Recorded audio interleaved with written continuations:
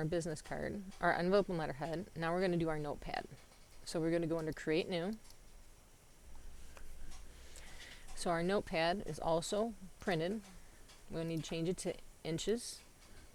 It is letter size 8.5 by 11. But this time we're going to do 2 columns, and we're going to do a 1/2 inch between columns. I'm going to say we're going to turn bleed off for this one and just do 1/4 inch margins. And then create. Currently it has made 2 long notepads here. So what we're going to do is we're going to use our rulers, click where the ruler is, and drag it to 5.5. That's where we're going to cut it.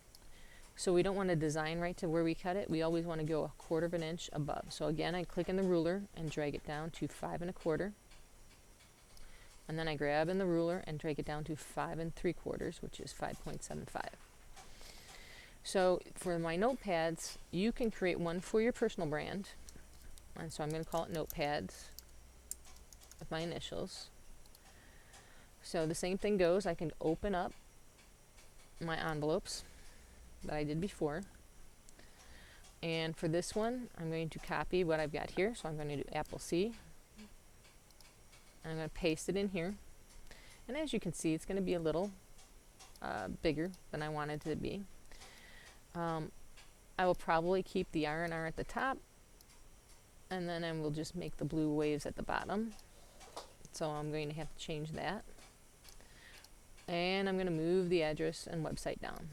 Again, you don't need the phone number, but if you want to put the phone number in there, you can. And so for this one, I don't want it to bleed off at the bottom. I'm just going to do the blue.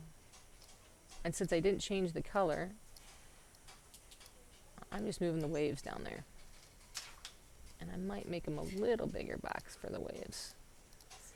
So you want to keep all your information within the blue-pink lines. I did not say change the size of this, so I don't really think I have to change the size. Now you can make 3 more notepads in these spots if you'd like. So you're going to go to the internet, and then you can search for something that, like I'll say, the Cubs logo. When you look at images, you want to make a big image. So you want it at least 500 by 500. So this is 900 by 900, 1200 by 1200. So find the one that you would like. Click on the logo, right click on it, and save it into your folder. So I'm going to save image as. And I'm going to put it underneath my stationery one because that's where I've got my stationery. So on the desktop, under Graphic Arts 1, Students, Period 4, and under my stationery, and I'm just going to call it Cubs logo.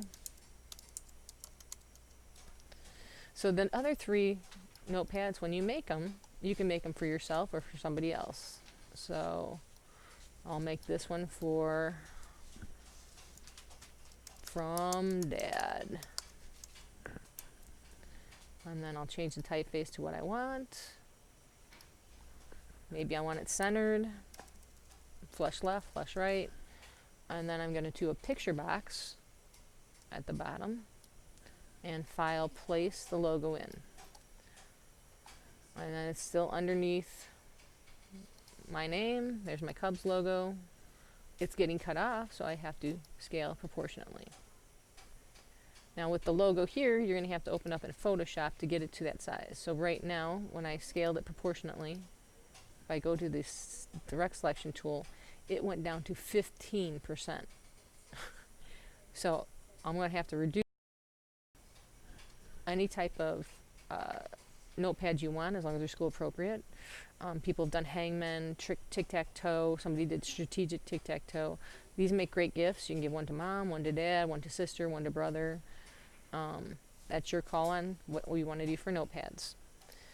Then when you're finished, you want to spell check everything, which is Apple I, and you want to print it out. So in Photoshop, this is where I'm going to open the Cubs logo. So when I click on here, I'm going to go under Window. When I click on the image, I go under Windows to Links,